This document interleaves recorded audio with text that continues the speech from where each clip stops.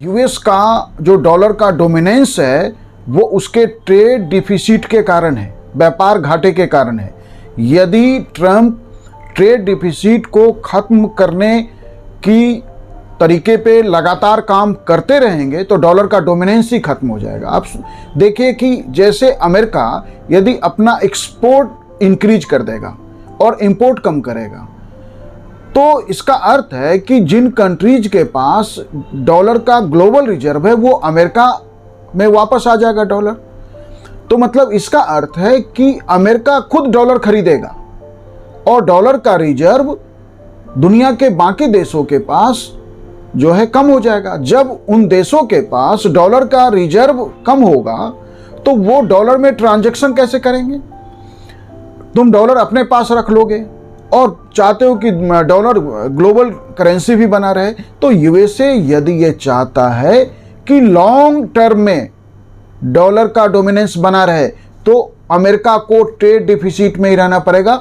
America के trade deficit में ही जो है डॉलर का डोमिनेंस छुपा हुआ है। क्योंकि जब अमेरिका सीधी, आप समझिए इसको, हम एक उदाहरण से समझते हैं कि अमेरिका ने किसी देश को, जैसे मान ले भारत को, उसने 50 रुपीज के माल बेचे और 100 रुपीज का माल खरीदा तो 50 रुपीज भारत के फेवर में जो है ट्रेड सरप्लस हो गया। बदले में अब वो 50 रुपीज का पेमेंट उसे देना है तो उसने डॉलर पकड़ा दिया तो हमारे पास डॉलर का रिजर्व हो गया। ऐसा ही चाइना के साथ, ऐसा ही दुनिया के देश। तो डॉलर का जो ग्लोबल रिजर्व है उसी के कारण ही तो डॉलर का डोमिनेंस है। तो डॉलर का यदि डोमिनेंस बनाए रखना है तो अमेरिका को व्यापार घाटे के साथ वाली इकोनॉमी पे ही चलना पड़ेगा। ट्रेड डिफिसिट खत्म होते ही, ट्रेड डिफिसिट यदि अमेरिका चीन के साथ या दुनिया के और देशों के साथ जैसे ट्रेड को सरप्लस में लेके जाएगा तो दुनिया में जो ग्लोबल करेंसी बनी हुई है यूएस डॉलर, वो खत्म हो जाएगा क्योंकि डॉलर तो अमेरिका में वापस आ जाएगा। तो ग्लोबल रिजर्व जो है डॉलर का वो कम हो जाएगा तो वो देश फिर दूसरी करेंसी में ट्रेड करेंगे।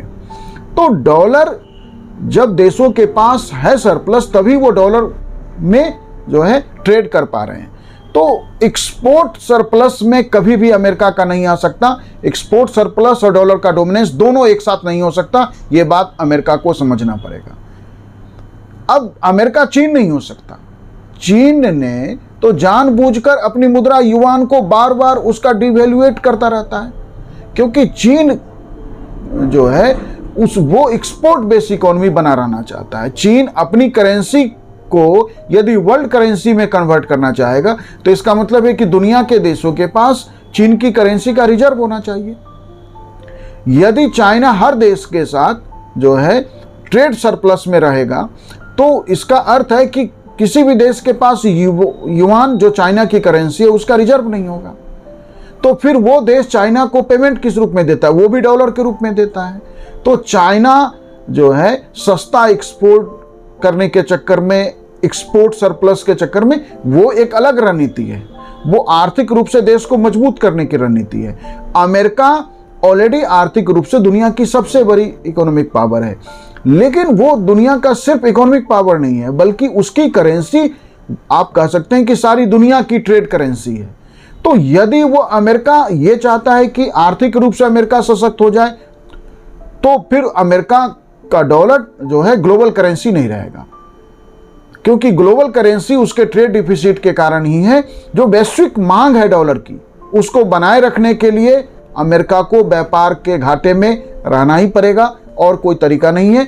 दोनों चीजें एक साथ नहीं हो सकती कि यदि अमेरिका यह चाहता है कि अमेरिका जो है दुनिया के सभी देशों के साथ या खासकर चीन, भारत या कनाडा या यूरोपियन यूनियन के साथ जो उसका ट्रेड डिफिसिट है वो खत्म हो जाए तो इसका अर्थ है कि अमेरिका को उन देशों के पास जो डॉलर का रिजर्व है वो खरीदना पड़ेगा। खरीदने का मतलब है कि आपने अमेरिका जो है जैसे यूरोपियन यूनियन को या कनाडा को या चाइना को 100 रुपीज का माल बेचे और 50 रुपीज का जो है सिर्फ माल खरीदे तो बदले में चाइना उसको 50 रुपीज उसके डॉलर वापस कर देगा। तो इसका अर्थ क्या होगा कि चाइना के पास डॉलर का रिजर्व कम हो जाएगा।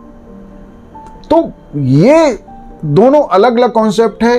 ट्रंप शायद इसको नहीं समझ पा रहे हैं, या अमेरिकन सिटीजन्स जो है ट्रंप के इस रणनीति का जो विरोध कर रहे हैं, उसका कारण यही है कि अमेरिका में जो है व्यापक स्तर पे जो विरोध सामने आया है, वो सिर्फ इसलिए नहीं कि अनएम्प्लॉयमेंट अमेरिका में आ जाएगा, या अमेरिका में इन्फ्लेशन बढ़ जाएगा, या अमेरिका के अंदर जो है इकोनॉमी डाउन हो जाएगा, बल्कि अमेरिका के अवेयर सिटीजन को ये समझ में आ रहा है कि डॉलर का डोमिनेंस जो है उसको वर्ल्ड पावर बनाने में सबसे बड़ी भूमिका निभा रहा है। और वह डोमिनेंस खत्म करके जो अमेरिका ने जो विश्व की एक तरह से कहिए बादशाहत जो हासिल की है, जो वर्ल्ड की पावर स्टीयरिंग उसके पास है, वो दर्जा उसका बना नहीं रहेगा। यदि वो बनाए रखना है तो ट्रेड डिफिसिट की इकोनॉमी में ही जो है अमेरिका को रहना पड़ेगा, वही उसके डॉलर के डोमिनेंस को बनाए रखेगा। Thank you.